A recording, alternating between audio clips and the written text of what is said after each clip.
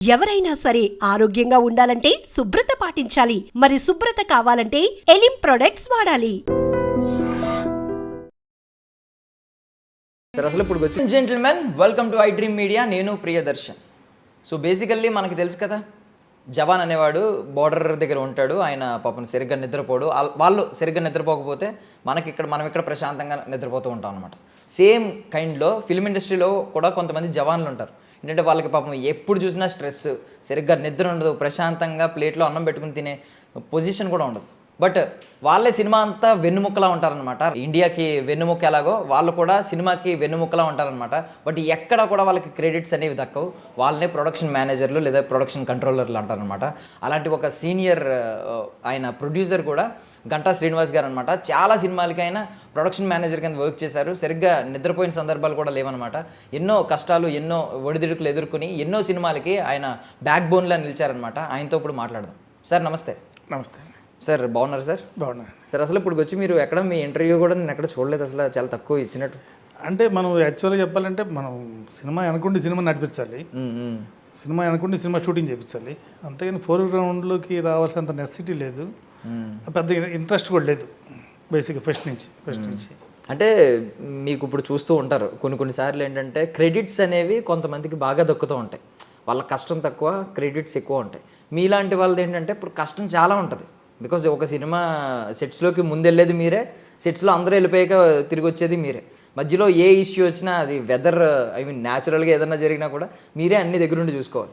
సరిగ్గా టైంకి తినే సిచ్యువేషన్ ఉండదు, టైంకి నిద్రపోయే సిచ్యువేషన్ ఉండదు. ఏ రోజు నాకు తెలిసి మీరు మొబైల్ సైలెంట్లో పెట్టుకుని పడుకుని కూడా ఉంటారు. సో ఇన్ని కష్టాలు ఇంత అలా ఉండి మీరు ఎందుకు సార్ క్రెడిట్స్ కోరుకోరు? అంటే మన డ్యూటీ మనం చేసాం అనుకుంటాను ఎప్పుడు కూడా.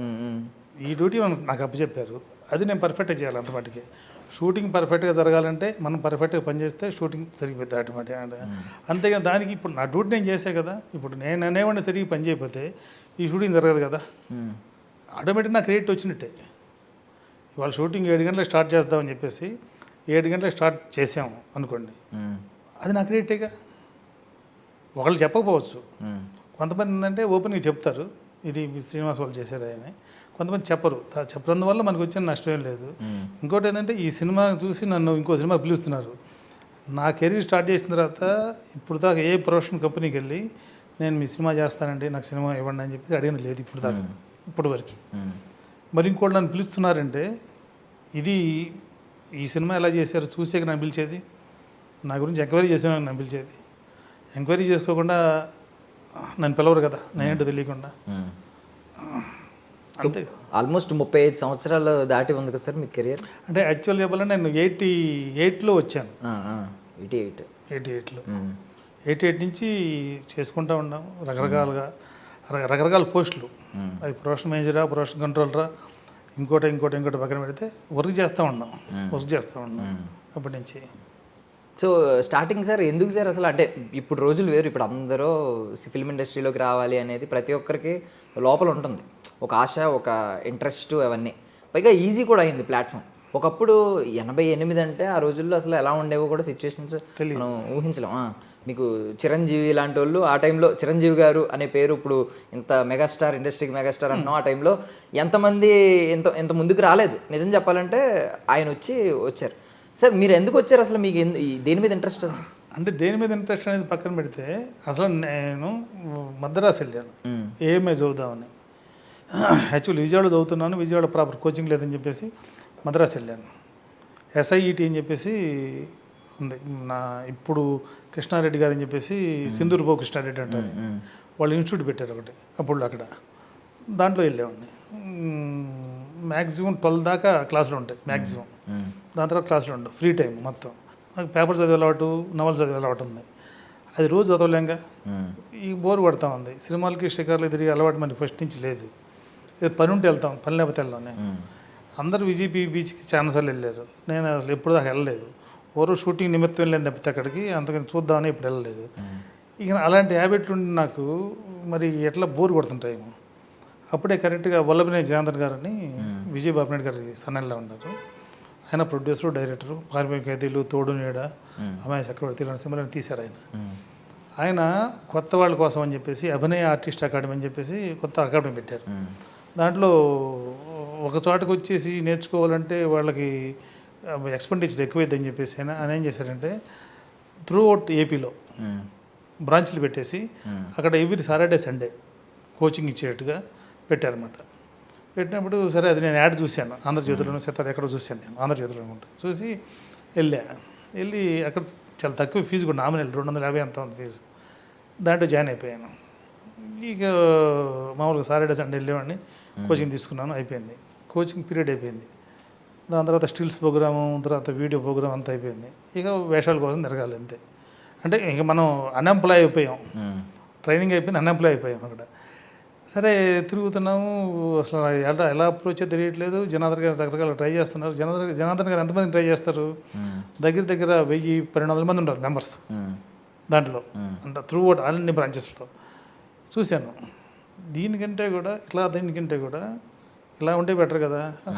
అంటే ఐ మీన్ వేషాలు అడుక్కోవడం కంటే కూడా వేషాలు ఇప్పించే పొజిషన్కి వెళ్తే బెటర్ కదా మనం అని చెప్పేసి అని ఎమ్మటే ఐడియా వచ్చి జనార్దన్ గారి దగ్గరికి వెళ్ళి, సార్ నేను యాక్టివ్ మానేస్తానండి, మేనేజర్ జాయిన్ అవుతాను మీ దగ్గర అన్నాను. అదేంటి అన్నాడు. అదేంటంటే ఇంతమంది ఉన్నారు వేషాల కోసం తిరిగేవాళ్ళు, వాళ్ళలో నేను కూడా అయిపోతా కదా, అలా కాకుండా వాళ్ళకి వేషాలు ఇప్పించే పనిలో నేను ఉండా అనుకోండి, కొంచెం వాళ్ళకి నేను హెల్ప్ చేసినట్టు అయింది, ఇక నా కెరీర్ కూడా ఇలా మలుపు తిరిగినట్టు అయింది అన్నాను. అంటే సరే అన్నాను. జీతం ఎంత కావాలన్నాను. ఎంత అడగాలో తెలియదు మనకి. నాకెంత మ్యాన్షన్ ఉండేవాళ్ళు ఇప్పుడు, మ్యాన్షన్కి నెలకి 175 రూపాయలు మ్యాన్షన్ ఖర్చు. మ్యాన్షన్ అంటే అది ఈ రూమ్ ఉంటే రూమ్లో 2 బెడ్లు 3 బెడ్లు అట్లా. ఇప్పుడు హాస్టల్స్ లాగా ఇప్పుడు హాస్టల్స్, ఇప్పుడు మనం హాస్టల్ పీజీలు అంటున్నాం కదా, అక్కడ మ్యాన్షన్ అంటారు, అలా ఉండేది. సరే ఇక మీ ఇష్టం అన్నాను. 1000 రూపాయలు ఇస్తా అన్నాడు. 1000 రూపాయలు ఏం చేసుకోవాలి అని ఫీలింగ్ మనకి. 150 దానికి బద్ది, ఇక భోజనానికి దానికి ఇవన్నీ కూడా చాలా మిగులుతుంది అని ఓకే అన్నాను నేను. అలా ఆయన దగ్గర జాయిన్ అయిపోయాను. జాయిన్ అయిపోయి అప్పుడే కేఎస్ విశ్వనాథ్ గారి దగ్గరికి, జంజాల గారి దగ్గరికి, వాళ్ళ దగ్గరికి, డైరెక్టర్లు అందరి దగ్గరికి వెళ్ళి ఈ ప్రమోషన్ యాక్టివిటీస్ చేసేవాళ్ళు అన్నమాట. అలా నాకు ఎంట్రీ అయిపోయింది దీంట్లోకి. అలా చేస్తున్నప్పుడు విజయ్ బాపిరెడ్డి గారు వైజాగ్లో దొంగ కోళ్ళ సినిమా స్టార్ట్ చేశారు. ఇక మన ప్రమోషన్, మన ఆర్టిస్టుల ప్రమోషన్కి, దాని తర్వాత ప్రొడక్షన్ కూడా నన్ను ఉంటే బాగుండేది అని అంటే, నేను కాదులేండి అని చెప్పేసి ఇద్దరం వెళ్ళాం, జనార్దన్ గారు నేను. సరే నేను మామూలుగా నా వర్క్ నేను చేసుకునేవాడిని. ఇక అలా సినిమా అయిపోయింది. దాని తర్వాత రెట్నొద్దాం అందరూ వెళ్ళిపోతున్నాం. రెట్నొద్దాం టైంలో బెనర్జీ గారు అంటే కేఎస్ రామారావు గారు బ్రదరు, వాళ్ళు ముచ్చిమంత ముద్దని సినిమా చేస్తున్నారు. ఇంకోటి ఏంటంటే నాకు నవల చదివి ఉంటాను నేను, ముచ్చిమంత ముద్దని, ఎండమూరి గారు గారిది. అది ఎక్స్ట్రాడినరీ నవల, నాకు బాగా నచ్చింది. ఈ సినిమా చేస్తున్నాము నువ్వు ఉండు అని చెప్పేసి అన్నారు ఆయన, బెనర్జీ గారు. లేదండి జనార్దన్ గారు చెప్పాలండి. జనార్దన్ గారు సరే ఉండవే బాబు, మొత్తం తిరిగావు కదా, వైజాగ్ లొకేషన్ అని తెలిసి ఉండమన్నారు. ఇంకో కారణం ఏంటంటే నాకు ఆ నవల చదివా కదా, దాంట్లో కంటెంట్ బాగా నచ్చి అసలు దీన్ని ఎలా తీస్తారు అంటే, ఒక సీన్లో ఏమైందంటే రాజేంద్ర ప్రసాద్ చెయ్యిపోయింది, చెయ్యి నరుక్కుంటాడు, మళ్ళీ చేయి వచ్చింది. అలా ఇలాంటి సీన్లు ఎలా తీస్తారు అని చూడాలని ఇంట్రెస్ట్ తోటి దాంట్లో సీతాను, రాజేంద్ర ప్రసాద్, తర్వాత రవిరాజ్ ప్రిన్సెట్ గారు డైరెక్టరు, లోక్ సింగ్ గారు కెమెరా, ఎలా చేస్తారో చూడాలని చెప్పేసి అలా ఉండిపోయాను. ఆ సినిమా అంతా అయిపోయింది, బాగా ఎంజాయ్ చేశాను నేను. అంటే వర్క్ కంటే కూడా ఆ షూటింగ్ చూస్తూ అబ్జర్వ్ చేసినలో నాకు రవిరాజ్ ప్రిన్సెట్ గారు మంచి టెక్నీషియన్, బాగా చేస్తారు ఆయన. అలా ఉండిపోయాను. అలా అక్కడ అయిపోయిన తర్వాత ఇక వద్దాం అనుకుంటే ఇంకి రేల నరసింహ గారి సినిమా జరుగుతుంది, పూలరంగడ్ అని, అబ్బుల్ గారి సినిమా. దాంట్లో కూడా రాజేంద్ర ప్రసాద్ అని హీరో. ఇక్కడ రాజమండ్రిలో షూటింగు, నువ్వు అక్కడికి వెళ్ళి అని చెప్పి అన్నారు జనార్దన్ గారు. సరే అక్కడికి వెళ్ళాను. రాజేంద్ర ప్రసాద్ గారు, అందరూ రజనీ అనుకుంటే హీరోని గుర్తులేదు, రజనీ, అది అయిపోయింది. షెడ్యూల్ అయిపోయింది, ఇంక బయలుదేరుతా అనుకుంటే టైంలో కరెక్ట్గా ఈవీవి గారు, శ్రీనివాసు రాజమండ్రిలో ఉన్నాడంట కదా, ఉంటే అక్కడ ఉండమని చెప్పండి, మేము వెళ్తున్నాం అక్కడికి షూటింగ్ అని చెప్పేసి ఆయన వచ్చారు. జంజాల్ గారి సినిమా హై హై నాయకని, నరేష్ హీరో. ఇట్లా ఇక ఆ సినిమా మళ్ళీ 15 డేస్ చేశాను. ఈ విధంగా దగ్గర 3 months దాకా నేను బయట ఉండిపోయాను. సరే వచ్చేసి మళ్ళీ చెన్నైకి వచ్చిన తర్వాత అప్పుడు వచ్చేసాను, ఇక చదువుకోవాలి నేను. అంటే నాకు సెక్షన్ ఏ అయిపోయింది, ఏఎంఐలో సెక్షన్ బి చదువుకోవాలి. ఇక చదువుకుందాం అని చెప్పేసి బుక్ ఓపెన్ చేస్తే ఎక్స్ప్రెస్ బై హోల్ స్క్వేర్ ఎంత అంటే ఎంత దెబ్బ అని ఆలోచించాల్సిన పొజిషన్ వచ్చింది. అమ్మో ఈ కష్టమైంది, మనం మళ్ళీ ఏబీసీలు నేర్చుకొని చదవాలంటే కష్టమైంది అని చెప్పేసి టోటల్గా పక్కన పెట్టేసి ఈయన దీంట్లోనే దిగిపోయాయి అనమాట. అది నా ప్రస్థానం. బట్ లోపల అనిపిస్తూ ఉంటుంది కదా, అంటే మీరు ఆర్టిస్ట్ అవుదాం అనేది లోపల ఒక కోరిక ఉంది, ఆశ ఉంది. మరి అది ఎప్పుడొకప్పుడు ఉంటుంది కదా సార్, లోపల పొడుస్తూ ఉంటుంది కదా, నేను ఎప్పుడొకప్పుడు ఆర్టిస్ట్ అవ్వాలి మధ్యలో. బికాజ్ మీ సినిమాలన్నీ మీ చేతి మీద వెళ్తూ ఉంటాయి. ఏదో ఒక సినిమాలో నేను కొంచెం మంచి అంటే అట్లా నేను చేసే ప్రతి ఒక్క సినిమాలో కూడా వేషం వచ్చేది నాకు. కానీ అంటే మా ప్రొఫెషన్ అది కాదనుకున్నాం కదా, ఫస్ట్ అది కాదనుకున్నాం, ప్రొఫెషన్ మార్చుకున్నాం. అందుకని నేను వేయనని చెప్పకుండా ఫస్ట్ మా రంగారావు గారు కానీ వాళ్ళు కానీ ఈ వేషం నువ్వే అనేవాళ్ళు. సరే అనేవాడిని. సరే అని చెప్పేసి ఎవరు ఇంట్రెస్ట్గా తిరుగుతున్నారు వేషాల కోసం అని చెప్పేసి వాళ్ళు పిలిచేవాడిని. నేను పిలిచి వాళ్ళకి వేషం ఇప్పించేవాడిని. లాస్ట్ మినిట్లో ఏమండి నాకు కుదిరేట్లేదులేండి, మళ్ళీ ఇబ్బంది అయింది అని చెప్పేసి ఇదిగోండి ఇతను చేస్తాడు బాగా అని చెప్పేసి అతనికి ఇప్పించేవాడు వేషం. అంతేగా నేను ఎప్పుడు కూడా చేయలేదు. కాదు అప్పటికి కూడా ఒక 2-3 సినిమాల్లో అబద్ధర్మంగా చేయాల్సి వచ్చింది. అందుకే ఆ టైంకి అనుకున్న ఆర్టిస్ట్ రాక సర్లే అని చెప్పేసి చేసే తప్పితే అంతేగాని ఎప్పుడు లేదు. ఇంకోటి ఏంటంటే ఇప్పుడు ఈ ఎలక్ట్రానిక్ మీడియా అది స్టార్ట్ అయిన తర్వాత కూడా ఇంటర్వ్యూ వాళ్ళు అడుగుతూ ఉంటే నాకు ఇంట్రెస్ట్ ఉండదు. ఎందుకు చెప్పానంటే నా ఫీలింగ్ ఏంటంటే ఏమో మనం ఇంటర్వ్యూస్ ఇస్తూ అవి మళ్ళీ మనం చూసుకున్న తర్వాత స్క్రీన్ మీద చూసుకున్న తర్వాత మళ్ళీ మనకి డైవర్షన్ వచ్చిద్దామో వద్దు అని చెప్పేసి అని అసలు ఆ జోలికి వెళ్ళకూడదు అనుకొని అది వెళ్ళలేదన్నమాట నేను. అందుకే నేను ఎప్పుడు కూడా బ్యాక్ ఆఫ్ ది కెమెరా ఉండో తప్పితే ఫోర్గ్రౌండ్లోకి ఎప్పుడు రాలేదు నేను. సో మీరు ముందు నుంచి త్యాగం చేసేద్దాం, త్యాగజీవిగానే బ్రతుకుదాం అని ఫిక్స్ అయిపోయారు మైండ్లో. అంటే వద్దు డైవర్షన్ వద్దు, ఏది ఫిక్స్ అయ్యామో అదే చేసుకుందాం అని చెప్పి. అంతేగా ఎక్కడ అంతే అంతే అంతే సూపర్. దాంట్లో మన సాటిస్ఫాక్షన్ ఉంది. ఇది ఎందుకు ఇంకా సార్ ఇప్పుడు ప్రొడ్యూసర్గా మీరు నంది అవార్డు గెలుచుకున్నారు. ఇప్పుడు మన సినిమాకి 4 అవార్డులు వచ్చినాయి నీకోసం సినిమాకి. బట్ అది కమర్షియల్లీ మిమ్మల్ని కొంచెం నిరాశపరిచిందా సార్? లేదు. అంటే యాక్చువల్గా దానికి చిన్న ఇది చెప్తాను. అది వేరే వాడు స్టార్ట్ చేశారు సినిమాని. నేను అంతకుముందు ప్రియమైన శ్రీవారు అనే సినిమాకి నేను ఫైనాన్స్ ఇచ్చాను.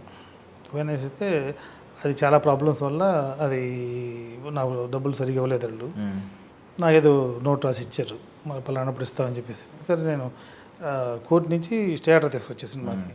సరే ఇవన్నీ జరిగిన తర్వాత ఎందుకులే అని చెప్పేసి నేను విత్డ్రా చేసుకున్నాను. సినిమా రిలీజ్ అయిపోయింది.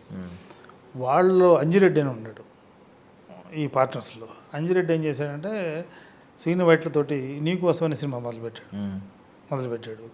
సరే నేను ఆఫీస్కి వెళ్ళి వస్తుండేవాడిని, డబ్బులు ఇవ్వాలి కదా, రమ్మనేవాడు, వెళ్ళేవాడిని. అంతే నాకు 10 లక్షలు ఇవ్వాల్సి ఉంటే అప్పుడులోనే 98లో 10 లక్షలు ఇవ్వాల్సి ఉంటే వెళ్ళినప్పుడు 2,000, 3,000, 4,000 ఇచ్చేవాడు. సరే జామనీళ్ళు ఎంత కొంత ఇచ్చాడు అనుకున్నాను. అది వాళ్ళు సినిమా ఆగిపోయింది మధ్యలో.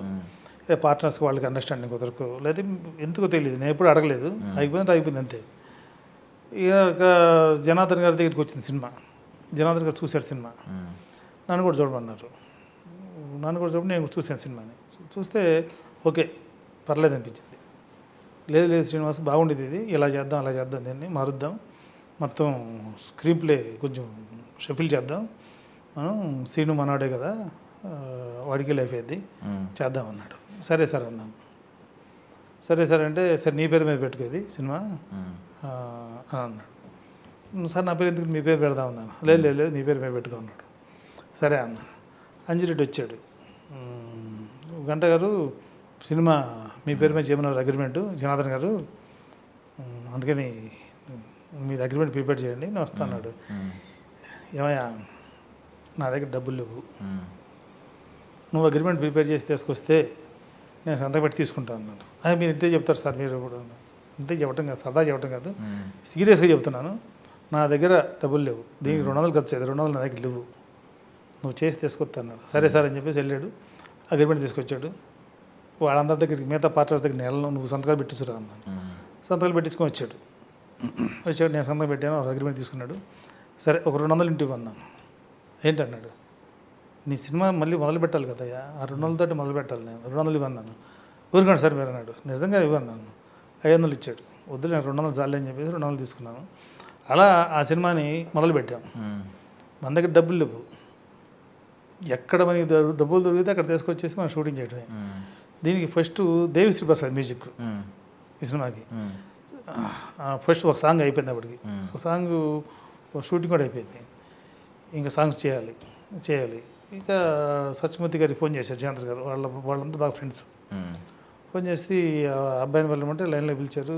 సరే okay, worthful candidate, 100% worthful candidate కానీ నో డౌట్ దాంట్లో, కానీ మా బడ్జెట్ అంత లేదు.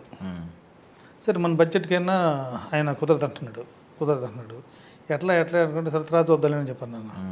అప్పుడు చంద్రసిద్ధార్థ ఉన్న డైరెక్టర్ ఉన్నాడు కదా, ఆయన వాళ్ళ బ్రదరు కృష్ణమోహన్ ఉన్నాడు. వాళ్ళు ఒక సాంగ్స్ తీసుకొచ్చి వినిపించారు నాకు. బాగుండే అనిపించింది. బాగుంటాం ఒకటి అనేది పక్కన పెడితే, మనకి ఏదైతే మన సబ్జెక్ట్ ఉందో దానికి కరెక్ట్ యాప్ట్ ఉండే సినిమా సాంగ్స్. అమ్మ బాగున్నాయి బాబు అనుకుని జనార్దన్ గారికి ఇచ్చాను. జనార్దన్ గారు అన్నారు సార్ 2 రోజులు 3 రోజులు విన్నాము, పర్ఫెక్ట్గా ఉండే, ఇది ఇక్కడ పెట్టుకోవచ్చు, ఇది ఇక్కడ పెట్టుకోవచ్చు అని చెప్పి అనుకున్నాము. సాంగ్స్ సూపర్గా ఉంటాయి సాంగ్స్. ఇక నా సాంగ్స్ తీసుకున్నాం మేము. శ్యామ్ అని ప్రొడ్యూసర్, నా ఫ్రెండ్ నేను, వేణు హీరోగా, చంద్రసిద్ధార్థ డైరెక్షన్లో ఆర్పి పట్నాయక్ మ్యూజిక్ డైరెక్టర్గా వాళ్ళు సినిమా స్టార్ట్ చేశారు. అది అనివార్య కారణాల వల్ల ఆ సినిమా మధ్యలో ఆగిపోయింది. ఆగిపోయిన తర్వాత డైరెక్టర్ మారారు, మ్యూజిక్ డైరెక్టర్ మారి, వందే మాతరం శ్రీనివాస్ వచ్చాడు ఆ సినిమాకి. దాని తర్వాత విజయభాస్కర్ డైరెక్టర్ అయ్యాడు దానికి, ఆ సినిమాకి. అదే స్వయంవరం సినిమాగా రూపుదిద్దుకుంది. అయితే ఆ సాంగ్స్ మేము తీసుకొని మేము షూట్ చేసుకొచ్చాం. వచ్చిన తర్వాత ఇక వాళ్ళకి డబ్బులు ఇవ్వాలి కదా, అప్పుడు కొంచెం డబ్బులు ఇచ్చాను నేను, మళ్ళీ డబ్బులు ఇవ్వాలి. ఇక డబ్బులు ఇవ్వాల్సి మన దగ్గర డబ్బులు లేవు. నేను అదిగో ఇదిగో అని చెప్తున్నాము, ఏదో వస్తాయి అనుకుంటున్నాము, ఇక రావట్లేదు, ఇవ్వలేదు వాళ్ళకి. ఓ రోజు వేణు వచ్చేసి సీరియస్గా వార్నింగ్ ఇచ్చాడు. వాళ్ళ 10వ తారీఖు లోపుగా మీరు డబ్బులు ఇవ్వకపోతే, మీరు ఎంతమంది ఇచ్చిన 75,000 మొత్తం 1.5 మాట్లాడుకున్నాం. ఎంతమంది ఇచ్చిన 75,000 ఎంత ఉంది గుర్తులేదు, ఫిగర్ కరెక్ట్ గుర్తులేదు. అది ఫోర్ఫీట్ అయిపోయింది, మళ్ళీ మొత్తం డబ్బులు ఇవ్వాల్సింది మీరు, అప్పుడే నేను నా స్పూల్ ఇస్తాను సాంగ్ది అని అన్నాడు. ఆ టైం చూద్దాం కానీ అని చెప్పేసి అన్న అయిపోయింది. డబ్బులు లేవు, మా దగ్గర ఇవ్వలేదు. ఈసారి తర్వాత డబ్బులు వచ్చినప్పుడు నేను కబుర్ చేశాను. ప్రభు అనే ఆర్టిస్ట్ ఉన్నాడు, కబుర్ చేశాను. కబుర్ చేస్తే వచ్చి డబ్బులు తీసుకెళ్ళంటే వచ్చాడు. వచ్చేసి వద్దన్నాడు, ఈ డబ్బులు అయితే మొత్తం డబ్బులు మళ్ళీ ఏమన్నాడు అన్నాడు. అంటే ఇస్తామయ్యా మొత్తం డబ్బులు అన్నాను. లేదు ఏమనంటున్నాడు అన్నాడు. సరిపో అన్నా అనేసి ఆర్పి పట్నాయక్ కబుర్ చేశాను. కవర్ చేస్తే వచ్చాడు. అంటే ఆర్పి పట్నాయక్ మ్యూజిక్ డైరెక్టర్ పెట్టుకున్న తర్వాత ఫస్ట్ మనం చేసిన సాంగ్ నీకోసం టైటిల్ సాంగ్. ఓకే, అది చాలా ఫేమస్ అయింది కదా. అవును. అది ఓ రోజు సాంగ్ ప్రిపేర్ అయ్యాను అని వస్తా అన్నాడు. సరే రమ్మన్నా, వచ్చాడు ఆఫీస్కి. ఇక్కడ ప్రగతినగర్లో ఉండేది మా ఆఫీసు. మొత్తం వంటర్ అనమాట. ఫస్ట్ టైం నేను టేబుల్ మీదే దర్వేస్తూ చూని ఇచ్చాడు. చాలా బాగుంది అనిపించింది. సరే ఏమంటే సాహితీ అని రైటర్ ఉండేవాళ్ళు, ఇప్పుడు ఆయన పిలిపిస్తే ఆ సాంగ్ చేశాడు. తర్వాత ట్రాక్ తనే పాడాడు. ట్రాక్ బాగానే ఉంది ఆర్పి, ఇంకా అవసరం లేదు మనకి అన్నాను. లేదండి, నేను ఫస్ట్ సినిమా చేస్తున్నా కదా, వీళ్ళు బ్లేమ్ చేస్తారు రేపొద్దున, అప్పుడే సింగర్ అయిపోయాడు అని చెప్పేసి బ్లేమ్ చేస్తారండి. అందుకని రాజేష్ అని చెప్పేసి బెంగళూరు సింగర్ ఉన్నాడు, ఎటో వెళ్ళిపోయింది మనసు అని పాడాడు సాంగ్. మంచి వాయిస్ అండి, అయితే పాడతాను వినిపించాడు నాకు. ఏమన్నాయా నాకు అది ఇదే బాగుందన్నాను. లేదు సార్ బాగుంటాడు అన్నాడు. సరే ఆర్పి ఒకటి చెప్తున్నాను నీకు, నాకు నీ వాయిస్ నచ్చింది, ఇదే పెట్టాలనుకుంటున్నాను, కానీ నువ్వు కాదంటున్నావు. నాకు ఇష్టం లేని పని నేను చేయను. నువ్వు కావాలనుకుంటే నేను డబ్బులు ఇస్తాను నీకు, నువ్వు వెళ్ళి దాంతో పాటించుకొని నువ్వు రా. ఆయన ప్రోగ్రామ్ కూడా నేను చూడను. ఫోన్ చేసి టైం బుక్ చేసుకోవటం, దాని తర్వాత స్టూడియో బుక్ చేయటం ఇవన్నీ నేను చేయను, నువ్వే చేసుకున్నాను. అలాగే సార్ అన్నాడు. డబ్బులు ఇచ్చాను, వెళ్ళాడు, సాంగ్ పడించుకొచ్చాడు. బ్యాలెన్స్ ఎంత ఇవ్వాడు, వదిలేనా, అయిపోయింది. వినిపించాడు. నీదే బాగుంది అంటాను నేను, నీ వాయిసే బాగుంది నాకు. లేదు సార్ మీరు ఇని ఉండరు, అందుకే మీకు బాగుంది. అది లేదు సార్ ఆయన బాగుంది అన్నాడు. సార్ నాకు వద్దలేదు సార్, ఒక పని చేద్దాం, క్యాసెట్ రేపు పొద్దున్న క్యాసెట్లు వేసేవాడు. అప్పుడు ఏంటంటే జనరల్ 5 సాంగ్స్ ఉంటాయి సినిమాలో, ఒక సైడ్ 3 ఉంటాయి క్యాసెట్లో, ఒక సాంగ్ రిపీట్ అయ్యింది. అప్పుడు నువ్వు పని చేయి, నీ సాంగ్ తీసే పక్క నీ వాయిస్ ఇటు 3 పెట్టు, అటు 3 పెట్టు. ఈ 3లో ఒక వాయిస్ నీది ఉండేది, ఇంకో వాయిస్ అటువైపు ఆయన ఉండేది అన్నాను. సార్ అలాగా చేసాం. అయితే ఈ వేణు మాకు ట్రాక్స్ ఇవ్వాల, డబ్బులు ఏమైనా కుదరలేదు కదా, గొడవైంది కదా, ఇవ్వాల. అప్పుడు మళ్ళీ ఆర్పిని పిలిచి, ఆర్పి మనం దీంట్లో 3 సాంగ్స్ వాడుకున్నాం కదా, వాడుకున్నాం, అది మళ్ళీ రికార్డ్ చేయాలని చెప్పాను. అదేంటి సార్ అన్నాడు. వాళ్ళకి మనకి గొడవ అయింది, వాళ్ళు మనకి ఇచ్చేట్లేరు, అందుకని మళ్ళీ మనం రికార్డ్ చేసుకుందాం ఈ సాంగ్స్. బడ్జెట్ చెప్పన్నా, బడ్జెట్ చెప్పాడు. సరే ఓకే, నువ్వు ఎవరికి చెప్పొద్దు, నువ్వు నీ పాటికి వెళ్ళి సాంగ్ రికార్డ్ చేయన్నాను. సరే వెళ్ళి ఆయన మళ్ళీ రికార్డ్ చేశారు, సాంగ్ రికార్డ్ చేశారు. కంప్లైంట్ ఇచ్చారు నా మీద ప్రొడ్యూస్ కౌన్సిల్. వాళ్ళ సాంగ్స్ వాడుకుంటున్నారన్నా డబ్బులు ఇవ్వలేదని? డబ్బులు ఇవ్వలేదు, మా సాంగ్స్ వాడుకున్నారు. సరే రమ్మన్నారు భరద్వాజ గారు. సరే వెళ్ళాము. వెళ్ళిన తర్వాత చెప్పాను, ముందు మ్యాటర్ తెలుసు ఆయనకి. సరే ఆ డబ్బులు పెట్టాను. పెడితే వేణు వద్దన్నాడండి, ఈ డబ్బులు అయితే మొత్తం అంటే వద్దపోతే వెళ్ళిపో అన్నాడు. ఆయన సంగతి తెలుసుగా, భరద్వాజ గారు వాళ్ళు మాట్లాడతారు, కట్ట తెచ్చుకోండి మాట్లాడతారు. నాచుడే వారు ఉన్నది ఆయన దగ్గర. వెళ్ళిపో అన్నాడు. వెళ్ళిపోయాడు. వెళ్ళిపోయిన తర్వాత మన సాంగ్స్ రికార్డ్ చేసే సంగతి ఎవడే తెలియదు. మనం సాంగ్స్ పలానా రోజు ఆడియో రిలీజ్ చేస్తున్నామని చెప్పేసి అనౌన్స్ చేసాం. చేసినప్పుడు వాళ్ళు అనుకుంటున్నారు ఎట్ట చేస్తారు వీళ్ళు, చూద్దాం వీళ్ళు మన సాంగ్స్ ఎలా రిలీజ్ చేస్తారు, అసలు మరి ఎట్ట చేస్తారు, కాపీ చేస్తారు వీళ్ళు. సరే చూద్దాం రా బాబు అని చెప్పేసి మనపాటి మనం ఎస్వి కృష్ణారెడ్డిని వాళ్ళని పిలిచేసి ప్రసాద్ లెవెల్లో రిలీజ్ చేసాం. రిలీజ్ చేసేటప్పుడు మిమ్మల్ని స్టేజ్ మీద పిలిచేసి మీకు సాంగ్ ఇచ్చేసి మీకు క్యాసెట్ ఇచ్చి మీరు దిగటంతో ఆ సాంగ్ని స్క్రీనింగ్ చేసేవాళ్ళం. ఓకే, అప్పుడు వీడియో షూట్ చేసిందంతా స్క్రీనింగ్ చేసేవారండి? వీడియో ఏముండదు, ఫిల్మే. ఫిల్మ్ స్క్రీన్ చేసి ఓకే ఓకే. ఫిల్మ్ నేను పెట్టిన దగ్గర అంటే ప్రసాద్ లెవెల్లో పెట్టాను. ప్రసాద్ లెవెల్లో డబ్బింగ్ థియేటర్ ఉంది. ఆ రోజు రిక్వెస్ట్ చేసి 2-3 hours కావాలని చెప్పేసి దాంట్లో పెట్టాము. దాంట్లో పెట్టేటప్పుడు వెనకాల ప్రొజెక్ట్ ఉంది, ఆటోమేటిక్గా స్క్రీనింగ్ పడింది కదా, అక్కడే చిన్న స్టేజ్ పెట్టాము, చేసాం అనమాట. అప్పుడులోనే అట్లా చేసాం. అట్లా అది అయిపోయింది. కాపీ వచ్చింది. కాపీ వస్తే మనం ప్రొజెక్షన్ వేసాం, బిజినెస్ కూడా వాళ్ళని పిలిస్తే మొత్తానికి ఒక 27 lakhs వస్తుంది సినిమాకి. ఇది ఆంధ్ర సీడెడ్ నైజా 3 ఏళ్ళు కలిపి 27 lakhs వస్తుంది.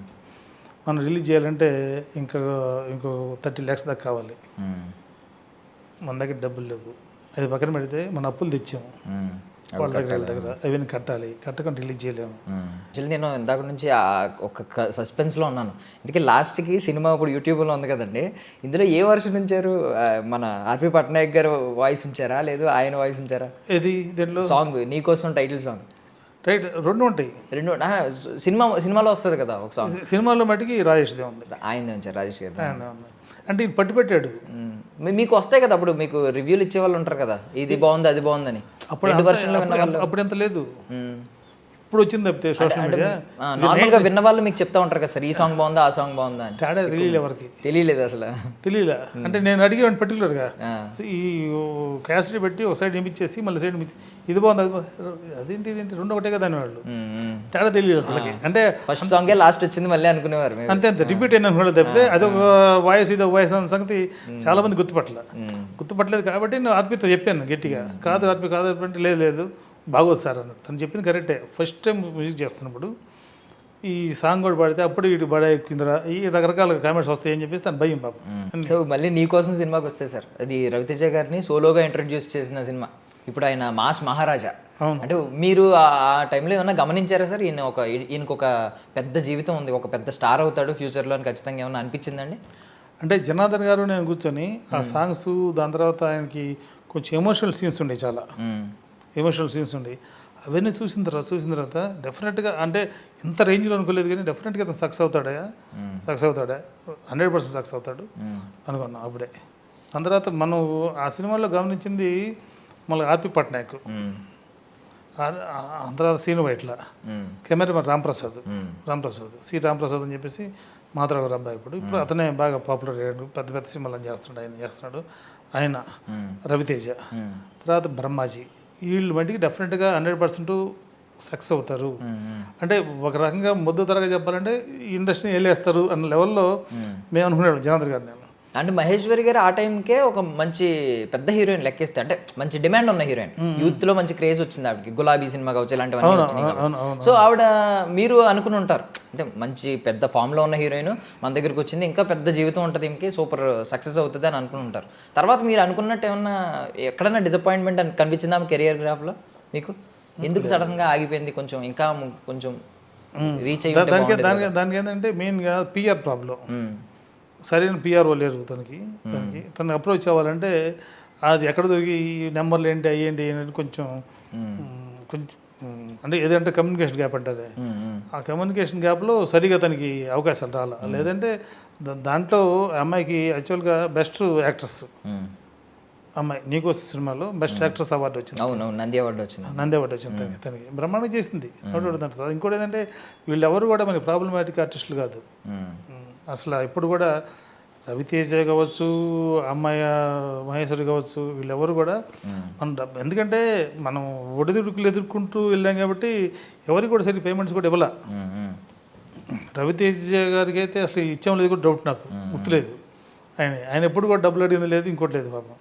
అంటే ఆయన చాలా పాపం ఎన్నో కష్టాలు ఎదుర్కొని వచ్చి ఇక్కడ బయట తోయించుకుని ఖడ్గన్ సినిమాలో ఉంటాయి కదా విజువల్స్, సేమ్ అలాంటి లైఫ్ అనుభవించి వచ్చారు ఆయన. ఆయన పైగా సినిమా ఆగిపోతున్న దశలో మీరు ఎదురయ్యారు కాబట్టి మీరు కొంచెం దేవుడు లెక్క. ఆయన సోలోగా హీరోగా ఇంట్రొడ్యూస్ అవుతున్నప్పుడు మీరు ఆగిపోతున్న పరిస్థితిలో మీరు ఎదురయ్యారు. ఓకే, నా సినిమా గట్టెక్కింది, నాకు డబ్బులు అవసరం లేదని అనుకుంటారు ఖచ్చితంగా. అనుకోండొచ్చు. అంటే ఇప్పుడు మనకి ఉండేది కదా రెస్పాన్సిబిలిటీ. గబుకన్నా ఎంతోటి కొంచెం ఎక్కువసేపు మాట్లాడదాము, బాగా చేశారు అనుకుంటే మళ్ళీ డబ్బులు అడుగుతాడేమో అంతే. ఆయన భయంతో సరిగా ఎక్కువ కూడా మనం ఇది చేసేవాళ్ళం కాదు. అప్పుడు వైజాగ్లో మంచి మంచి లొకేషన్లో చేసాం సాంగ్. అది కృష్ణారెడ్డి గారు మన ఆడియో ఫంక్షన్ అప్పుడు వచ్చి సాంగ్స్ ప్రొజెక్షన్ వేసాం కదా, అది చూసి శ్రీనివాస్ ఎక్కడ చేశారు సాంగ్స్ అన్నాను. ఏ కంట్రీ అన్నారు, వైజాగ్ అండి అన్న. ఊరుకోండి మీరు అన్నీ ఇట్లానే సరదాగా మాట్లాడుతుంటారు, సరే చెప్పండి నాకు అన్నాడు. ఏమంటే ఆయన రాంప్రసాద్ ఒకసారి కృష్ణారెడ్డి గారు పిలుస్తున్నాడు. అన్నాను మన సాంగ్స్ ఎక్కడ చేసాం అడుగుతున్నాడు. ఆయన అంటే వైజాగ్ అన్నాడు. అరే భలే పెట్టారు లొకేషన్స్, బ్రహ్మాండంగా ఉండే లొకేషన్స్. డబ్బింగ్ చేయించడానికి కూడా రవితేజ గారి కారు పంపించేవాళ్ళం. మా దగ్గర కారు ఉండదు, నాది అప్పుడు చేతక్కు ఉండేది, బజాజ్ చేతక్కు. కానీ రవితేజ గారికి కారు కావాలి కదా పంపిస్తారు డబ్బింగ్ కోసం. సరే నేను నీకు ఫోన్ చేసేవాడిని, ఒక గంట సేపు కారు కావాలండి, నువ్వు కారు పంపిస్తావు. రవితేజ గారిని ఎక్కించుకొని ఇక్కడ ఉంటారు, మన బంజారీస్లో ఉంటారు, అక్కడి నుంచి ప్రతాప్ థియేటర్లో డబ్బింగ్ ఎక్కించుకొని వచ్చి దింపేసింది, కారు వెళ్ళిపోయింది. అప్పుడే అడుగుతాను, నేను లంచ్ ఇక్కడ ఉంటారు ఇంటికి వెళ్తారా అన్న. లంచ్కి ఇంటికి వెళ్తానండి, అమ్మాయి అది చేసిందన్న. సరే అన్న, మీ కారు వెళ్ళిపోయింది, నాకు మళ్ళీ కారు కావాలి, ఇంకొక కారు పిలిపిస్తాను. ముందే చెప్తాను, ఒక గంట సేపు కావాలంటాను, ఎందుకంటే భోజనం చేసి మళ్ళీ రావాలి కదా, భోజనం చేసి మళ్ళీ వస్తాడు, ప్యాకప్ టైంకి మళ్ళీ కారు కావాలి, ఇంకో కారు. ఎట్లా ఇవాళ వచ్చిన కారు రేపు రాదు, పొద్దున వచ్చిన కారు మధ్యాహ్నం రాదు, మధ్యాహ్నం వచ్చిన కారు సాయంత్రం రాదు. ఇట్లా దగ్గర 7-8 కార్లు వాడేవాడిని. అంటే డబ్బు ఉన్నోడైతే ఇసిరేస్తాడు సార్, నార్మల్గా మాట్లాడుకుంటే. ఒక కారు తీసేసి అవసరం అయితే రెంటల్ పెట్టేసుకుంటాడు ఒక నెల ఎలా. మనం మినిమం బ్యాలెన్స్లో చేయాలంటే, మినిమం అసలు డబ్బులే ఖర్చు అవ్వకుండా చేయాలంటే, నిజం మాట్లాడుకుంటే చాలా టెన్షన్స్ ఉంటాయి కాబట్టి ఈ హ్యాండిల్ అన్నీ చేయగలిగాను. అవును, అయిపోయింది. అన్నారు, ఏమండి గంట గారు మీకు ఎన్ని కార్లు ఉండి అన్నాడు. ఏముండన్న, రోజుకో కారు అవుతుందండి అన్న. చెప్పా, ఫ్రెండ్స్కి అండి కార్లు, దీనికి ఎందుకండి మళ్ళీ అంటే. ఏంటంటే మనం మినిమం చేయకపోతే ఇది అంటే జనరల్గా బయట వాళ్ళు ఎలా ఆలోచిస్తారంటే, వేరే వాళ్ళు ఇది ఒక ఫ్యాషన్ ప్రపంచం, అలానే ఉండాలి, హైఫైగా ఉండాలి అనుకుంటారు. నేను వర్క్, ఇది ఫ్యాషన్ ప్రపంచం కాదు, ఇంకోటి కాదు, ఈ వర్క్. నాకు డబ్బింగ్కి రవితేజ గారు రావాలి, దానికి నేను కారు పంపించాలి, నా కారు ఇంకో కారు సంబంధం లేదు, అంత బట్టి చూస్తే అరే నేను కారు పెట్టుకోకపోతే రవితేజ గారు ఫీల్ అవుతారేమో, వీళ్ళేంటి మరి ఇంత పీనాస్థానంగా ఉండి అనుకుంటారేమో అనుకుని నాకు వచ్చే నష్టం లేదు. ఆయన అట్ట అనుకోలేదు, కానీ ఆయన సరదాగా అన్నాడు, ఏంటండి ఈ రోజు ఒక కారు వస్తుంది, పూటకొక కారు వచ్చింది ఏంటండి అని అన్నారు. అట్లా దాన్ని మనం కంప్లీట్ చేసేవాళ్ళం అనమాట. అదంతా కూడా తర్వాత తలుచుకుంటే అరే ఇలా అట్ట చేసాం మనం అనిపించింది. ఆయన కూడా రవితేజ గారు కూడా అసలు వర్క్ హాలిక్, ఆయన చాలా కష్టపడ్డాడు. కష్టం పడుతున్నా ఫీలింగ్ ఎవరికి చూపించరు, మంచి మనిషి. ఇప్పుడు మాట్లాడాలి, ఇప్పుడు కలవాలి అనుకుంటే రవితేజ గారిని కలిసే అంత స్పేస్ ఉందా సార్? ఐ మీన్ మీరు డిస్టర్బెన్స్ ఏం లేదు, వెంటనే ఇప్పుడు మాట్లాడాలనుకున్నా, కలవాలి అనుకున్నా కలిసేయగలరు. అంటే అంత యాక్సెస్ ఉందండి. అప్పుడు ఆయన ఏమైనా అందుబాటులో ఉండట్లేదా కొంచెం? అట్లేం లేదు. అంటే యాక్చువల్గా ఏంటంటే ఒకళ్ళిద్దరు వచ్చేసి మేము సినిమా చేద్దాం రవితేజ గారితో, మీరు వెళ్తే డేట్లు ఇస్తారు కదా అన్నాడు.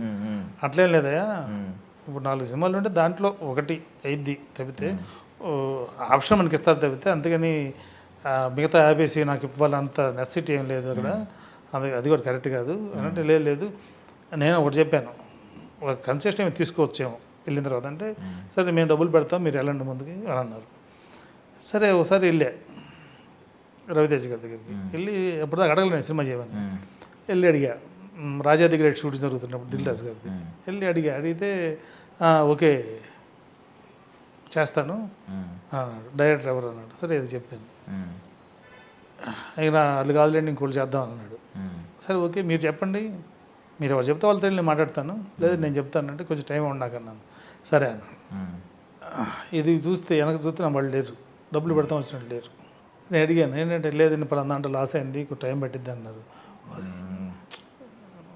మాట పోయింది మీ మాట అప్పుడు వెళ్ళి అడిగింది అని చెప్పేసి మళ్ళీ వెళ్ళటం అనేసాను. ఆయన మనం వెళ్తే మాట్లాడతాడు, బాగానే రెస్పెక్ట్ ఇస్తాడు. మ్యాక్సిమం నేను కూడా ఇది విన్నాను సార్. అంటే ఇప్పుడు ఎక్కువగా ఈ ప్రొడక్షన్ మేనేజర్లు, ఈ ఎగ్జిక్యూటివ్ ప్రొడ్యూసర్లు ఇలా పేర్లు ఉంటాయి కాబట్టి వీళ్ళందరూ కూడా సినిమా అయిపోయిన తర్వాత చాలా పేమెంట్లు వాళ్ళకి పెండింగ్ ఉండిపోతాయి, కొన్ని రావు కొన్ని సినిమాలకి అని చెప్పి. ఈ వాస్తవమేనా సార్? వాస్తవమే. చాలా సినిమాలకు మీకు రానే సినిమాలు ఉన్నాయండి, డబ్బులు ఫుల్గా పేమెంట్ ఇవ్వండి. మరి మీరు అడగరా అండి నెక్స్ట్? మరి ఇప్పుడు కనిపిస్తుంది ఆయన దగ్గర లేవని ఇంకేముంటుంది సార్. ఇప్పుడు పెట్టాడండి, నేను 1 కోటి రూపాయలు పెట్టి సినిమా తీశాను సార్, నాకు ఒక 25 కోట్లు వచ్చినాయండి. 25% అదే 25 రెట్లు ఎక్కువ వచ్చింది. మీకు ఏమైనా ఎక్స్ట్రా పేమెంట్ ఇస్తానా? మీకు రాసుకున్న అగ్రిమెంట్లో రాసుకున్న పేమెంట్ ఇస్తాను కదా. మరి మీరు అలాంటప్పుడు వాళ్ళకి లాభాలు వచ్చినప్పుడు మీకు ఏమి ఇవ్వట్లేదు, నష్టాలు వచ్చినప్పుడు మీరు ఎందుకు ఆలోచిస్తున్నారు? ఆలోచించడం అంటే ఒకటి చెప్తా మీకు. నా కెరీర్లో కలకోట శ్రీనివాసరెడ్డి అని ఒక ప్రొడ్యూసర్ ఉన్నారు. ఆలీబాబా అద్భుతమని తీశాడు ఆయన. సినిమా అంతా షూటింగ్ అయిపోయింది, డబ్బింగ్ చెప్పించాలి. డబ్బింగ్ ఎప్పుడు నేను తనని అడిగాను, ఏమండి రేపు నుంచి డబ్బింగ్ చెప్పించాలి. డబ్బింగ్ అంటే ఏంటి అన్నాడు. డబ్బింగ్ అంటే ఏంటంటే ఏం చెప్పాలి ఈయనకి? అలాగా సార్, అక్కడ షూటింగ్ జరిగింది కదా, అక్కడ మాట్లాడతారు కదా, అక్కడ రకరకాల డిస్టర్బెన్స్లు ఉండేదండి. ఇక్కడ డబ్బింగ్ థియేటర్లో వాయిస్ విని మళ్ళీ వాయిస్ ఇస్తారండి, పర్ఫెక్ట్ వాయిస్ ఇస్తారండి. అక్కడ ఎమోషన్ కూడా కొంచెం స్లోగా అని చెప్తారండి, ఇక్కడ కరెక్ట్ ఎమోషన్తో డైలాగ్ చెప్తారు అన్నాను. ఎందుకండి అక్కడ స్టార్ట్ సౌండ్ ఇవన్నీ చెప్తున్నారు కదా సార్, మళ్ళీ ఎందుకండి డబ్బులు దండగా అన్నాడు. సినిమా ఎందుకు తెస్తారా బాబు వచ్చి మీరు అంటే. ఇప్పుడు అలాంటి ప్రొడ్యూసర్ ఉన్నాడు. అలాంటి ప్రొడ్యూసర్ మళ్ళీ ఇంకో సినిమా తీసాడు అక్కుం బొక్కుమని, అది కూడా ఆలీతోటే. అది నానా రకాల తంటాలు దానికి. దగ్గర 4 నెలల నుంచి పనిచేశాను. 4 నెలల నుంచి రూపాయి లేదు. రిలీజ్ అయింది సినిమా, ఎర్లీ మార్నింగ్ 4 అయింది. ప్రింట్ అని వెళ్ళేటప్పుడు ఇప్పుడు లాగా కాదు కదా, ప్రింట్లు వెళ్ళాలి. అప్పుడు 4 అయింది. సరే నేను వెళ్తానండి, ఇంకా బయలుదేరుతాను, నేను డబ్బులు ఏమైనా ఇస్తారన్నాడు. గంట గారు మీకు చాలా ఇవ్వాలండి నేను, కానీ ఇప్పుడు నా దగ్గర 400 ఉన్నాయి, మీకు 200 ఇస్తారు. 200 ఇచ్చాడు. 4 నెలలు మీరు పనిచేశారు మొత్తం సినిమాకి అంతటికి వెనక. 4 నెలలు పనిచేయడం ఒక ఎత్తు అయితే, ఇక్కడ ఏంటంటే రకరకాల స్కీములతో పనిచేశాను నేను. సినిమా బయటకు వెళ్ళాలంటే రకరకాల స్కీములు. ఇంకోటి విన్నాం ఏంటంటే గవర్నమెంట్ ముక్కుపిండి డబ్బులు వసూలు చేశారని చెప్పి ఒకటి విన్నాం. అంటే ఏంటి సార్, ఇప్పుడు నంది అవార్డు అనౌన్స్ చేసినప్పుడు లేదంటే ఏదైనా అవార్డు అనౌన్స్ చేసినప్పుడు ఇంత ప్రైజ్ మనీ అని అనౌన్స్ చేస్తారు, అది శాంక్షన్ అవుదా? శాంక్షన్ అవడానికి అంటే జరిగింది ఏంటంటే, మనకి నంది అవార్డు వచ్చింది, వేరే హ్యాపీ. అప్పటికి ఏంటంటే ఇది కూడా చిన్న జిమ్ ఎక్కువ ఉంది. ఇక్కడ కూడా గవర్నమెంట్ ఏం చేసిందంటే, ఎగ్జాంపుల్ చెప్తున్నాను, ఈ రేపు జూలై 10th కదా, జూలై 10th నాడు ఒక జీవో క్యాన్సిల్ చేసింది. అది అప్పుడు దాకా ప్రతి సినిమాకి 10 lakhs సబ్సిడీ, ఏపీలో తీసిన సినిమాకి సబ్సిడీ. ఏపీ అంటే కమిషన్ స్టేట్ కదా, అప్పుడు క్యాన్సిల్ చేసింది. అది క్యాన్సిల్ చేసి 25th నాడు కొత్త జీవో వచ్చింది. కొత్త జీవో అంటే అది subsidy for only good films అని చెప్పేసి. మా సినిమా రిజిస్ట్రేషన్ ఎప్పుడంటే ఇది 10-25 మధ్యలో 15వ తారీఖు రిజిస్టర్ అయింది. ఓకే, అంటే దీనికి అటు లేదు ఇటు లేదు. సరే సినిమా చూసారు వాళ్ళు, గుడ్ ఫిల్మ్ కేటగిరీ కింద సినిమా చూశారు, సెలెక్ట్ అయింది సినిమా. సెలెక్ట్ అయితే 5 lakhs సబ్సిడీ అనౌన్స్ చేశారు. దాని లెటర్స్ అన్నీ వచ్చినాయి నాకు, వచ్చినప్పుడే. సరే ఇదిగో ఇస్తారని చెప్పేసి అన్నారు. ఇది 2000లో జరిగింది, 2001లో ఫైనల్ అయిపోయింది. తిరిగి ఇసుకుపెట్టి అదిగో అన్నారు, ఇదిగో అన్నారు, తిరుగుతున్నాం, ఏం ఉపయోగం లేదు. సరే 2015లో 16లోనూ కోర్టుకు వెళ్ళాను. కోర్టుకి వెళ్ళి సంగతి రావాలని అంటే కొంతమంది అన్నారు ఇక్కడ. అప్పటి నుంచి అడుగుతూ ఉండా, భరద్వాజ గారిని అడుగుతున్నాను, సి కళ్యాణ్ గారిని అడుగుతున్నాను, అందరిని అడుగుతున్నాను, ఇదిగో అంటున్నారు తప్పితే ఎవరు కూడా వాళ్ళు ట్రై చేశారు పాపం సిన్సియర్గా, ఏది వర్కౌట్ కాల. సరే కోర్టుకి వెళ్తానంటే కోర్టుకి వెళ్ళే రైట్ లేదు నీకు, ఆ రోజు సబ్సిడీ ఇచ్చేటప్పుడే వాళ్ళు లెటర్ తీసుకుంటారు, నేను కోర్టుకి వెళ్ళను అని చెప్పేసి దాంట్లో సంతకం పెట్టావు నువ్వు అన్నాడు. నాకు గుర్తులేదు అది, నేను వెళ్తాను చూద్దానని చెప్పేసి కోర్టుకి వెళ్ళాను. వెళ్తే ఆర్డర్ వచ్చింది. ఆర్డర్ వచ్చింది కానీ ఇక్కడ ఎవరు లెక్క చేయాలి. అంటే ఆర్డర్ ఎలా వచ్చిందంటే మీకు సబ్సిడీ ఇవ్వాల్సిన మాట కరెక్టేను, 5 lakhs ఇవ్వాల్సిన మాట, కానీ బడ్జెట్ లేదు గవర్నమెంట్ దగ్గర, అందుకని బడ్జెట్ వచ్చినప్పుడు ప్రయారిటీ ప్రకారం ఇస్తారు మీకు అన్నాడు. ప్రయారిటీ ప్రకారం అంటే ఇంతకుముందు బ్యాక్లాగ్స్ ఉంటాయి, అవన్నీ క్లియర్ చేసుకుంటూ నీ స్టేజ్ ఎప్పుడు వచ్చిందో ఆ స్టేజ్లో నీకు ఇస్తారు అని చెప్పేసి అన్నారు. అదేం ఉపయోగం లేదు, ఇచ్చాను తప్పితే ఏం ఉపయోగం లేదు. సరే వెయిట్ చేసి మళ్ళీ 2021లో 20 ఏళ్ళు అయిపోయిందండి. తర్వాత ఎంత 21లో 20 ఏళ్ళు, దానికోసం 20 ఏళ్ళు వెయిట్ చేశారు మీరు. 21లో 22లో మళ్ళీ కోర్టుకు వెళ్ళాను. అప్పుడు లాయర్ గారు చెప్పాను, ఇట్లా వద్దండి, కన్ఫ్యూజ్ వద్దండి. ఇప్పుడు ఒకటేంటంటే మనకి జరిగిన లాస్ట్ టైం అవ్వటం వల్ల గవర్నమెంట్ ఒప్పుకుంది నీకు డబ్బులు ఇవ్వాలని, గవర్నమెంట్ ఒప్పుకుంది నీకు డబ్బులు ఇవ్వాలని, నాకు డబ్బులు ఇవ్వాలని. దాన్ని బేస్ చేసుకొని మనం వెళ్దాం. ఇప్పుడు స్టెప్ మారిపోయింది, ఇప్పుడు వెళ్దాం. ఇప్పుడు బైఫర్కేషన్ అయిపోయింది కాబట్టి మళ్ళీ అప్పుడు 2021లో 5 లక్షలు అంటే ఇప్పుడు ఎంత చెల్లుద్దండి? మరి ఇప్పుడు ఎంత ఇచ్చారు?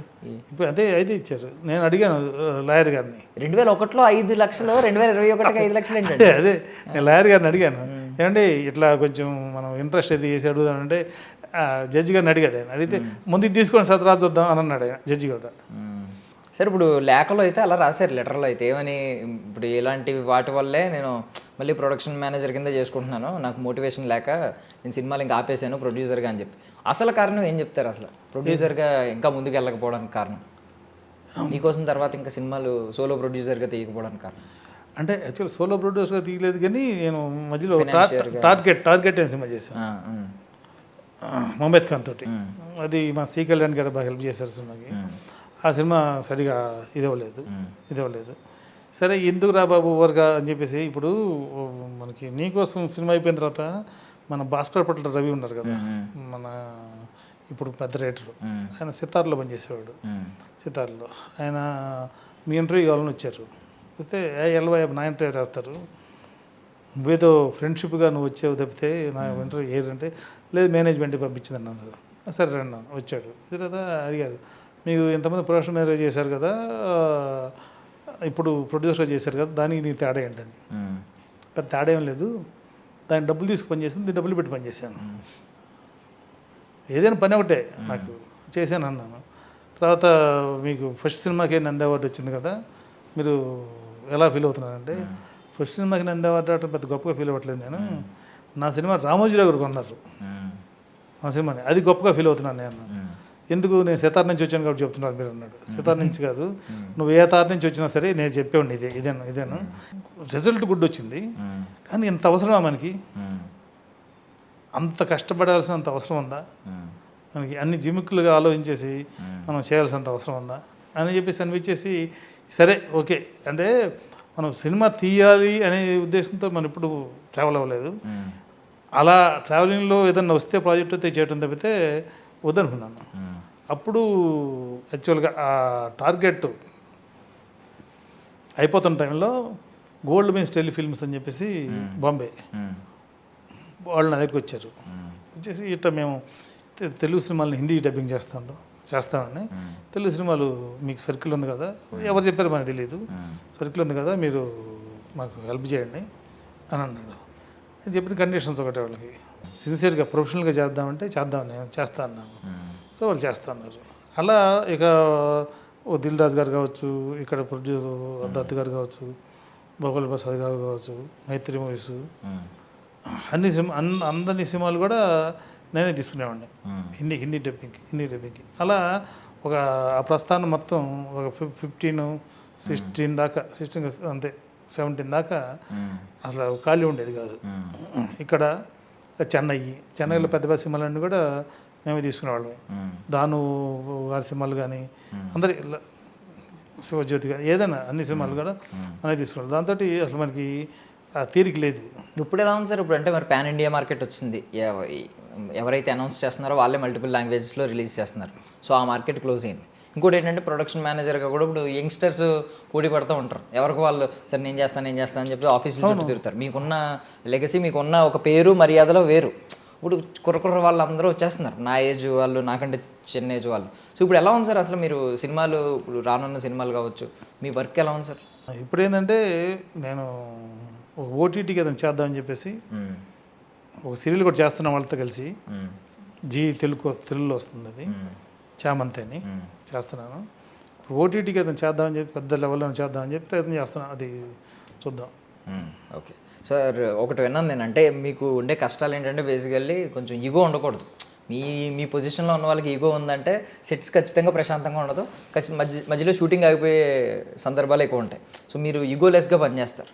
ఇంకోటి ఏంటంటే మీరు ఎక్కడ కోరుకోరు, క్రెడిట్స్ కూడా కోరుకోరు, మొత్తం ఇంత అలా ఉంటారు.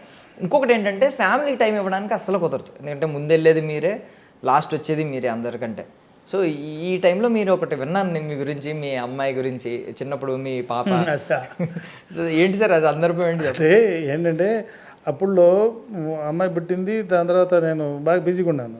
బిజీ అంటే ఒక సినిమా బిజీ కాదు, ఎట్ ఏ టైం 2 సినిమాలు అట్లా ఉండేవి, చేస్తున్నాను ప్రొడక్షన్. సరే మన సినిమాలు చేయలేకొని వదిలేసేవాళ్ళం. ఆ పీరియడ్లో నైట్ ఇంటికి వెళ్ళేటప్పటికి 11 అయింది. ఇక్కడే గప్పని ఏదో తినేస్తాము, వెళ్ళిపోతాము, పడుకుంటాము. పొద్దున్నే వాడు 4:30కి డ్రైవర్ వస్తాడు. ఇక 4:30 లేచి రెడీ అయిపోయి వచ్చేయటం, ఇట్లా జరుగుతుండేది. ఆ జరుగుతున్న పీరియడ్లో సడన్గా మనకి అప్పటిదాకా మనకి హాలిడే లేదు, చెన్నైలో ఉండేది హాలిడే. సెకండ్ సండే హాలిడే పెట్టా అక్కడ, సెకండ్ సండే. అది ఇంప్లిమెంట్ టెస్ట్కి వచ్చింది. వచ్చినప్పుడు ఏంటంటే నేను నైట్ లేట్ అయిపోయింది, వచ్చి పడుకున్నాను. పొద్దున్న లేచి మామూలుగానే, షూటింగ్ లేదు కదా, లేచి మామూలుగా లేచి అమ్మాయిని తీసుకుని ఉంటే అప్పుడే ఇంకా 1 year కూడా కాలేదు అమ్మాయికి, లేదా 1 year ఎందుకు గుర్తులేదు సరిగ్గా. తీసుకుని ఉంటే రాలా. సరే కాసేపు మళ్ళీ టిఫిన్ చేసిన, మళ్ళీ తీసుకుని రావట్లా, ఏడుతుంది. ఇదేంట్రా బాబు ఏడుతుంది, రావట్లేదేంట్రా అని చెప్పేసి మా మిస్టర్ ఏంటి ఇది రాదేంది అన్నాను. రాదేందంటేనే మీరు తెలియదు అంది. నేను తెలియపటమైందన్నా. ఏం తెలుసు దానికి, దాని వయసు ఎంత, దాని ఊహ ఎంత, దానికి ఏం తెలుసు. నైట్ పట్టుకున్న తర్వాత వస్తారు, అది లేకముందు వెళ్ళిపోతారు, దానికి ఏం తెలుసు. అది ఇప్పుడు కొత్తగా చూస్తుంది మిమ్మల్ని. అమ్మా ఇదేంట్రా బాబు ఎట్లా అయిపోయింది, తను గుర్తుపట్టలేని పొజిషన్లో మనం అంటాం ఏంటి, నా దగ్గర రాకపోవటం ఏంటి, అది మనం తగ్గించుకోవాలి వర్క్. ఇక ఎట్టా మనం ఎట్ట పడితే అట్టా ఎగేసుకొని తిరగడం, సినిమాల మీద సినిమాలు చేసుకోవడం, ఇది కరెక్ట్ కాదు. మనకి ఫ్యామిలీ లైఫ్ కూడా కావాలి, ఉండాలి, పిల్లలతో టైం స్పెండ్ చేయాలి అని చెప్పేసి అని అప్పుడు ఇంకా వర్క్ తగ్గించుకున్నాను. 37 సంవత్సరాలు, మీరు సాధించిన అన్నిట్లో నాకు ఇది బాగా నచ్చింది. మీ రైట్ని మీరు సాధించారన్నారు చూడండి, అంతే కదా, బాగా నచ్చింది. అంతే కదా. నాకు ఇది ఒకటను యాక్చువల్గా నేను రామోజీరావు దగ్గరికి నా సినిమా తీసుకెళ్ళగా, అది నా గొప్పతనం, ఫస్ట్ నా అచీవ్మెంట్ అది. ఆ సినిమా ఇందాక మధ్యలో ఆగిపోయింది. 27 lakhs వస్తున్నాయి, ఇంకా దగ్గర 30 lakhs దాకా కావాలి మనకి సినిమా రిలీజ్ చేయాలంటే, డబ్బులు లేవు. అందుకు మయూరికి వెళ్ళి సుధార్ గారిని రిక్వెస్ట్ చేశాను, సార్ ఇలా సంగతి అండి, సినిమా కాపీ వచ్చింది, ఒకసారి చైర్మన్ గారికి చూపించాను. ఆయన ఉల్లికిపడి అదేంటండి చైర్మన్ గారి సినిమా చూపించడం ఏంటండి అన్నాడు. ఏమండి చైర్మన్ గారిని నేను నాకు ఊహ తెలిసి చూస్తున్నానని, ఆయన అలా మేరు పర్వతంలో పెరిగిపోయారండి. ఆయన నా సినిమా చూపించి, గంటా శ్రీనివాసు ఏం టైప్ సినిమా తీసావు, ఏం పని బాటలేదు నీకు అని అన్నయ్యండి. శ్రీనివాస్ మంచి సినిమా తీసావు అన్నయ్యండి. ఏదైనా సరే నేను సినిమా తీశాను, నేను ప్రొడ్యూసర్ అయ్యాను అని ఆయన గుర్తించాలి, అంతేనండి. ఆయన ఇప్పుడు మయూరికి వచ్చినప్పుడు వెళ్తా వస్తుంటే విష్ చేయడం తప్పితే నాకు పరిచయం కూడా లేదండి. కాకపోతే ఆయన అంటే గొప్ప అభిమానం అండి నాకు, చూస్తే బాగుంటుందండి అన్నాను. సరే నేను చూపిస్తాను, కానీ ముందు మేము చూడాలి సినిమా, మేము చూస్తే కానీ ఆయన చూపించలేమన్నారు. అలాగే అని చెప్పేసి ఏమంటే ఫోన్ చేసి ప్రింట్ తెప్పించాను. ఎందుకంటే ఆఫీస్లో ప్రింట్ ఉన్న దగ్గర నుంచి ఎవరో ఒకరు వచ్చి సినిమా అడుగుతారు, వాడు కొంటాడు లేదు పక్కన మీద చేయాల్సి వచ్చింది, 1000-1500 బొక్క ఎందుకులే అని చెప్పేసి నేను తెప్పించాను. సినిమా వాళ్ళకి నచ్చిన తర్వాత వాళ్ళు చూశారు, నచ్చింది. సరే ఎలా ఉందంటే బాగుందండి సినిమా, చైర్మన్ గారు చెప్తా ఉన్నారు. సరే చెప్పండి అన్న. సరే చెప్తాలే అన్నారు. చెప్పండి సార్ అంటాను. అదేంటండి ఎంత మాట్లాడాలి, మీ అపాయింట్మెంట్ తీసుకోవాలండి ఫోన్లో అన్నాడు. అలాగా సరే ఇప్పుడే తీసుకోండి సార్ అన్నాను. నువ్వు మామూలు అడిగి కదా అని చెప్పేసి ఏమంటే ఆయన ఫోన్ చేసి అడిగారు. ఏదో next coming Thursday between 4 to 5 మాట్లాడమని చెప్పారు చైర్మన్ గారు. మాట్లాడిన తర్వాత నాకు సరే దానికి చాలా తంటాలు పడ్డాం. మొత్తానికి సినిమా చూశారు. ఏమన్నారు ఆయన? చైర్మన్ గారు సినిమా చూశారు. సార్ కంగ్రాచులేషన్స్ అండి, చైర్మన్ గారు సినిమా బాగుందన్నారు, నచ్చింది ఆయనకి అన్నారు. ఓకే సార్, థ్యాంక్స్ సార్, నేను బయలుదేరుతాను. కూర్చొని మరి సినిమా ఏంటంటే, ఏమో సార్ సినిమా తీసాము, చైర్మన్ గారు చూపిద్దాం అన్నాం, చూశారు, బాగుందన్నారు, ఇంక రిలీజ్ చేసుకోవటమే కదా అన్నాను. నేను నా దండాలు నేను పడతా అన్నాను. సినిమా మాకు ఇస్తారా అన్నాడు. నేను ఏమన్నా అన్నాను, అదేంటి అన్నాడు. మీరు డబ్బులు ఇవ్వరు కదండి రిలీజ్ చేస్తే, నాకు డబ్బులు కావాలి రిలీజ్ చేయడానికి అన్నాను. అవుట్రేట్కి అయితే మీకే ఇస్తాను, ఇంకోటికి ఇవ్వను అన్నాను. అదేం లెక్క అన్నాడు. మీరు కమిటీ అమౌంట్ కరెక్ట్గా ఇస్తారు కదా మీరు, అందుకే మీకే ఇస్తానండి నేను అన్నాను. Super sir. సరే ఇంకేముంది సార్, అంటే మీకు ఇంకేం ఆశలు కోరికలు అంటే సాధించాలనే ఆశయం ఏముంది సార్? అంటే ఏం లేదు, అంటే ఇప్పుడు ఒకటి మెయిన్ ఏంటంటే, నేను ఇప్పటిదాకా సక్సెస్ అవ్వలేదు, ఫెయిల్ అవ్వలేదు, దేంట్లో ఫెయిల్ అవ్వలేదు, అట్లా అని చెప్పి గొప్పగా సక్సెస్ అవ్వలేదు, న్యూట్రల్ లైఫ్ ఉంటుంది. కాకపోతే మనం ఎండ్ ఆఫ్ ది లైఫ్లో ఒక పెద్ద ప్రాజెక్ట్ ఒకటి చేయాలి, పెద్ద ప్రాజెక్టు, అది ఇంటర్నేషనల్ లెవెల్లో ఉండాలి అనేది ఒక సబ్జెక్ట్ రెడీ చేసాము. ఒక బయోపిక్, అందరూ ఒక నెగిటివ్ అనుకుంటున్న పర్సన్ బయోపిక్. అది హిట్లర్ అండి? హిట్లరా సార్? అంటే లైవ్లో ఉన్నాడు ఆయన. ఓకే, ఉన్నారు ఆయన ట్రై చేస్తున్నాము, లెటర్స్ పంపించాం, ఇంకా రెస్పాన్స్ రాలేదు. చెప్పొచ్చు సార్ పేరు? ఇంకా వద్దంటారు? చెప్పొచ్చు, ఏముంది, విజయ్ మాల్యా. ఓ ఓకే, ఇంట్రెస్టింగ్ పేరు. విజయ్ మాల్యా గారిది బయోపిక్ మొత్తం సబ్జెక్ట్ రెడీ చేసాము. ఎక్కడి నుంచి, రైట్ ఫ్రమ్ వాళ్ళ తాతగారి దగ్గర నుంచి, వాళ్ళ తాతగారు అంటే బ్రిటిష్ వాళ్ళ దగ్గర ఫ్రీడమ్ ఫైటర్, బ్రిటిష్ వాళ్ళ దగ్గర డాక్టర్. ఓకే, అప్పుడులోనే కలకట్టాలో ఉన్నాడు అనమాట. అక్కడి నుంచి వాళ్ళ తాతగారి దగ్గర నుంచి మొత్తం తీసుకొని మొత్తం రెడీ చేసాం, సబ్జెక్ట్ రెడీ చేసాం. కాకపోతే ఆయన పర్మిషన్ కావాలి కదా, ఆయన పర్మిషన్ కోసం ట్రై చేస్తున్నాం. ఏం చెప్తారు సార్ ఆయన జీవితం గురించి? మీరేం చెప్తారంటే, చాలా మంది నెగిటివ్గా అని మీరే అన్నారు. ఇప్పుడు మొన్న ఇంటర్వ్యూ తర్వాత కొంచెం పాజిటివ్గా మాట్లాడిన వాళ్ళు కూడా ఉన్నారు. అంటే ఏమైందంటే, ఇప్పుడు మనకి తెలిసిన నేను కూడా ఆడియన్స్లో ఒకనే కదా, మనకి తెలిసిన విజయ్ మాల్యా వేరు, మనకి తెలియని విజయ్ మాల్యా వేరు. మనకి తన గురించి చాలామందికి తెలియదు.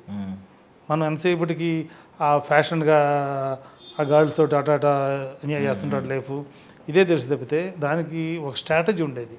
ఇప్పుడు నేనే నా సినిమా రిలీజ్ చేయడానికి ఎలాంటి స్ట్రాటజీ ప్లే చేశాను, ఆయన ప్రోడక్ట్ని సేల్ చేయడానికి స్ట్రాటజీ ప్లే చేశాను. ఇప్పుడు ఆయన చేసిన దాకా అంతకుముందు ఎవరు ఏ ప్రోడక్ట్ చేసినా సరే కంపల్సరీగా ఒక మోడల్ కావాలి, ఒక బ్రాండ్ అంబాసిడర్ కావాలి అని చెప్పేసి చేసుకుంటూ ఉంటారు. ఫస్ట్ టైం ఆయన ప్రోడక్ట్కి ఆయనే మోడల్, ఆయనే బ్రాండ్ అంబాసిడర్. ఆయన ఇప్పుడు గ్లాస్ పెట్టుకుంటారు కదా, ఏంటంటే నా బిజినెస్ అదే కదా, ఆయన బిజినెస్ డ్రింకే కదా, మరి గ్లాస్ ఉండాల్సిందే కదా ఇన్స్పైర్ కావాలంటే, అంతే కదా.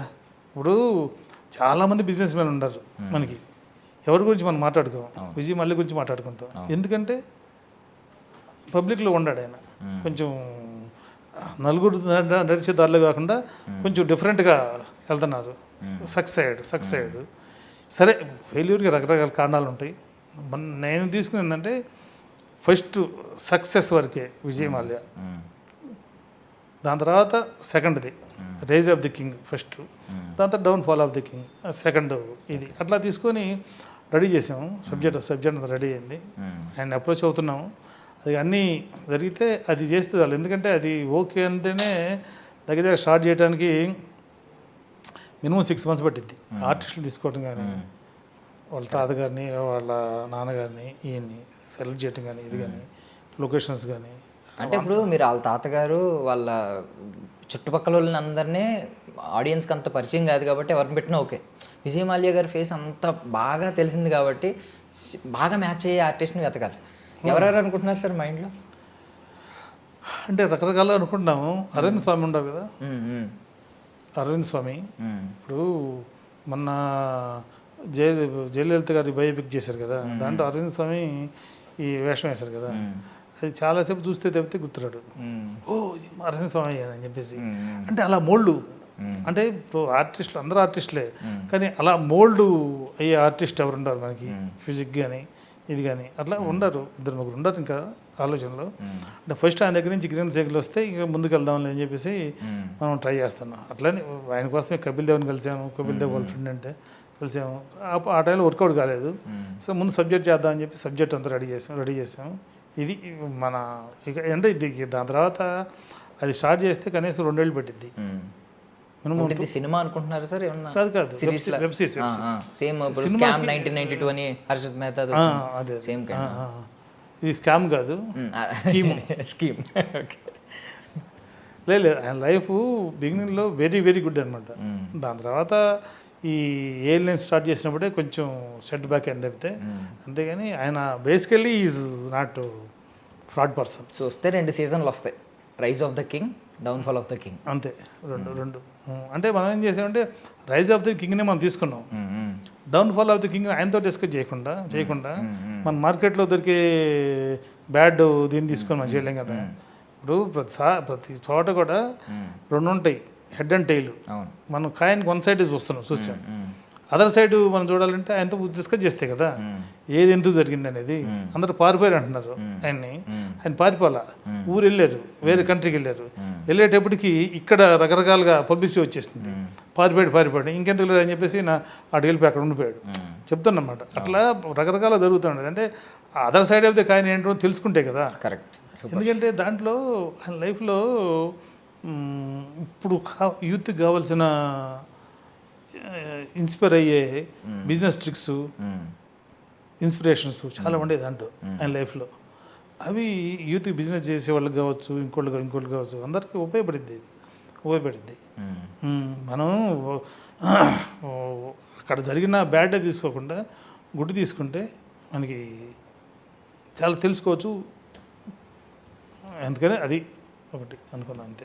Super sir, super. అది త్వరగా రావాలని మేము కూడా మనస్ఫూర్తిగా కోరుకుంటున్నాం. Thank you so much sir, మీ విలువైన సమయాన్ని ఇచ్చారు. Thank you. I wish you all success sir. Thank you sir. That's all for now. This is Darshan signing of.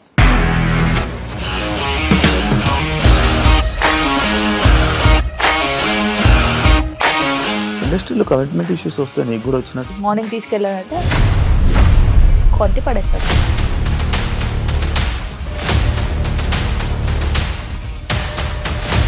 ఒక్కళ్ళు కూడా చూడలేదు ఈ సినిమా అని చెప్పడానికి కూడా చాలా ధైర్యం కావాలి. అది నిజం కదా, దాంట్లో ధైర్యం ఏంటి?